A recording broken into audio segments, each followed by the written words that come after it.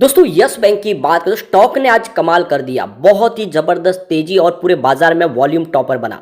अब इसके पीछे है बड़ी गुड न्यूज, जिसको जानने की कोशिश करेंगे इस वीडियो के माध्यम से। जैसे कि यस बैंक में आप देखो पिछले कुछ दिनों से जबरदस्त तेजी का वातावरण बना हुआ है और मैंने ऑलरेडी आपको पहले ही बोला था कि अब स्टॉक के अंदर करंट आना शुरू हो चुका है और ये स्टॉक इस बार कमाल करेगा। आज कुछ बड़ी डील हुई है जिसमें जम के खरीदारी भी की गई है। तो क्या है इशारा, इस समय यस बैंक में क्या निवेश किया जाए या फिर इस समय इस स्टॉक को प्रॉफिट बुक करके निकल जाए, क्योंकि काफ़ी लोग जो फंसे होते हैं उनको एक मौका भी मिल रहा है। क्या ये स्टॉक आने वाले समय वैसी शानदार तेजी दिखाएगा या फिर वापस स्टॉक नीचे आएगा? क्या 24.75 की पुरानी हाई को ये क्रॉस करेगा और निकट भविष्य में अपनी राणा कपूर के वक्त की जो प्राइस थी 400 क्या उसको क्रॉस कर सकता है? इन सारी बातों को जानेंगे इस वीडियो के माध्यम से।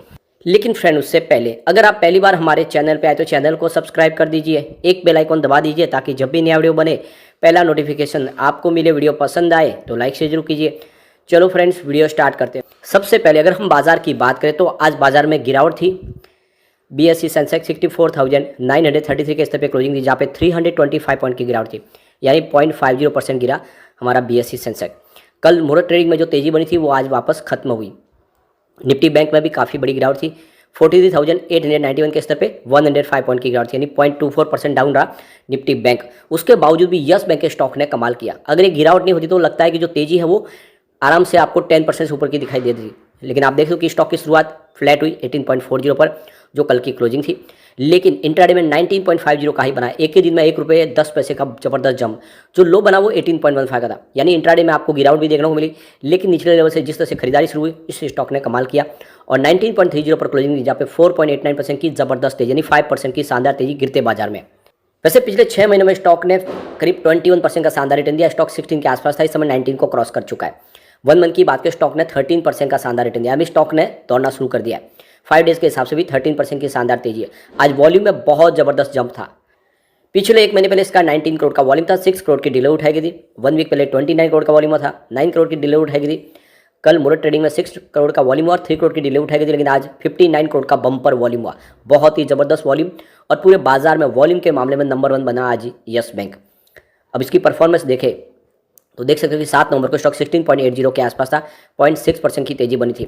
8 नवंबर की बात करें स्टॉक ने शानदार एक क्लोजिंग दी, 17.95 के आसपास स्टॉक आ गया 6.8% की बम्पर तेजी के साथ में। फिर 9 नवंबर की बात करें क्लोजिंग 18.35 के आसपास, जहाँ पे 2.2% की तेजी बनी। 10 नवंबर को आ गई कुछ प्रॉफिट बुकिंग और स्टॉक की क्लोजिंग 18.30 के आसपास रही, जहाँ पे 0.3% की मामूली सी गिरावट हुई। लेकिन 12 नवंबर को फिर से कल मुहूर्त ट्रेडिंग में 18.40 के आसपास क्लोजिंग थी, 0.5% की तेजी के साथ। लेकिन आज स्टॉक ने 9.5 बता दिया, यानी ये स्टॉक फिर से 20 को क्रॉस करने को तैयार हो चुका है। अब इसके पीछे जो सबसे बड़ी गुड न्यूज है कि यस बैंक को अपने डूबे हुए पैसों में से 120 करोड़ की बड़ी रकम मिली है। तो जो ऑलरेडी इन्होंने बट्टे खाते में पैसे डाल दिए थे वो एनपीए से इन्होंने रिकवरी कर लिया। तो जैसे कि आपको पता होगा 48,000 करोड़ रुपीज़ का जो पूरा का पूरा एनपीए था वो जैसी फ्लावर्स को ट्रांसफ़र किया गया और वहाँ से अब रकम आनी शुरू हो गई है।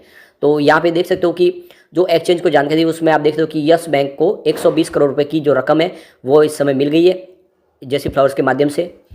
तो ये जो एक्स्ट्रा इनकम पैसे मिले आप समझ सकते हो कि ये तो पूरा का पूरा डूबा हुआ पैसा था जिसमें कोई संभावना नहीं थी, लेकिन वहाँ से जो 120 करोड़ की जो रकम मिली है तो इनका जो आप देखें तो कैश फ्लो काफ़ी पॉजिटिव हो गया। उससे बहुत सारी टेंशन कम हो जाती है। एनपीए से जुड़ा जो नुकसान है वो कम होता है। लेवल के हिसाब से काफ़ी अच्छा कर रही है और ये एक बड़ी रकम है जो इनको इस समय इस्तेमाल करने के लिए मिल चुकी है। सबसे बड़ी बात है कि बैंक की जो नॉन इंटरेस्ट इनकम है सालाना आधार पर उसमें 38.4% की वृद्धि देखने को मिल रही है। बैंक का जो रिटेल एडवांस है वो भी 1 लाख करोड़ से अधिक हो चुका है, जो साल दर साल 27.2% की वृद्धि दिखा रहा है, जो काफ़ी शानदार प्रदर्शन है। अब यहाँ पे देख सकते हो कि मार्केट एक्सपर्ट भी इसको लेकर बुलिश है। तो प्रॉफिट मार्ट सिक्योरिटीज़ के अविनाश गोरासर का कहना है कि एनपीए के माध्यम से जो इन्होंने रिकवरी की है जैसी फ्लावर्स के यहाँ से इनको जो 120 करोड़ की रकम मिली है यह एक रिजल्ट बन रहा है एक तेजी का, क्योंकि ये डूबा हुआ पैसा था जो मिला है। तो इस वजह से देखें तो आने वाले समय इसमें संभावना पॉजिटिव बन रही है। तो यहाँ पे मार्केट एक्सपर्ट जो है इसमें 22 का टारगेट दे रहे।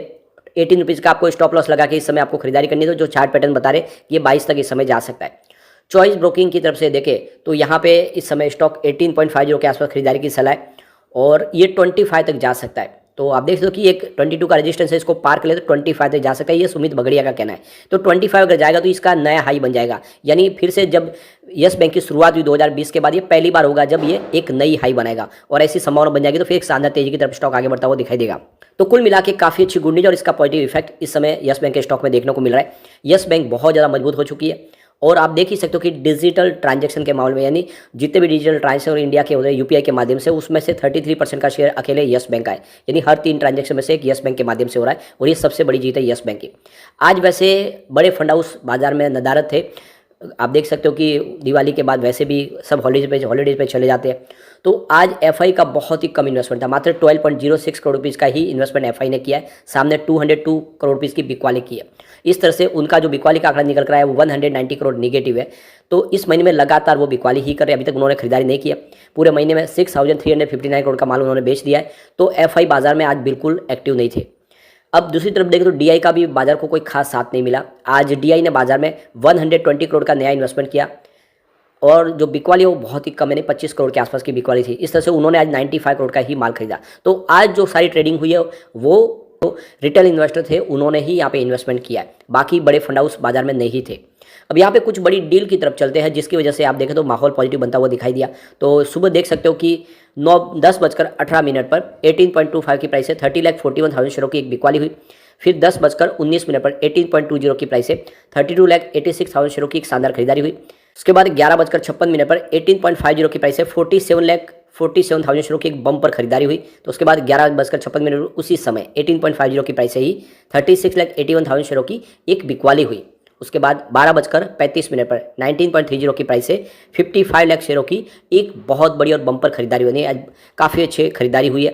फिर देख सकते हो कि 1:28 पर 19.45 की प्राइस से 47,22,000 शेयरों की एक बिकवाली भी हुई। उसके बाद 3:10 पर 19.35 की प्राइस से 32 लाख शेयरों की एक बड़ी खरीदारी हुई।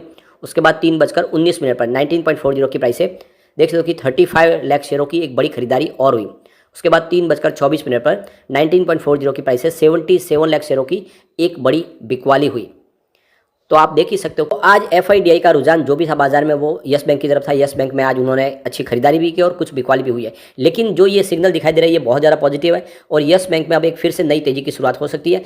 ऐसे में लॉन्ग टर्म इन्वेस्टर के लिए बहुत अच्छा मौका है, आप इस समय इन्वेस्टमेंट करें। आने वाले समय यानी 5 से 10 साल स्टॉक अगर आप होल्ड कर लेते तो ये अपनी पुरानी हाई को तोड़ के नई हाई बना सकता है, यानी 400 रुपये का जो इसका पुराना हाई है उसकी जगह नई हाई बन सकती है, क्योंकि यस बैंक लगातार मजबूत हो रही है और एनपीए भी रिकवर हो रहा है, जो पैसा इनके काम आएगा आगे जाके। लेकिन फ्रेंड, कोई भी इन्वेस्टमेंट करने से पहले अपने फाइनेंशियल एडवाइजर के बारे में ले ले या अपना खुद का रिसर्च करें, क्योंकि मैंने वीडियो आपके एजुकेशनल पर्पज़ के लिए ही बनाया। वीडियो पसंद आए तो लाइक से जो कीजिए और चैनल को सब्सक्राइब कर दीजिए। थैंक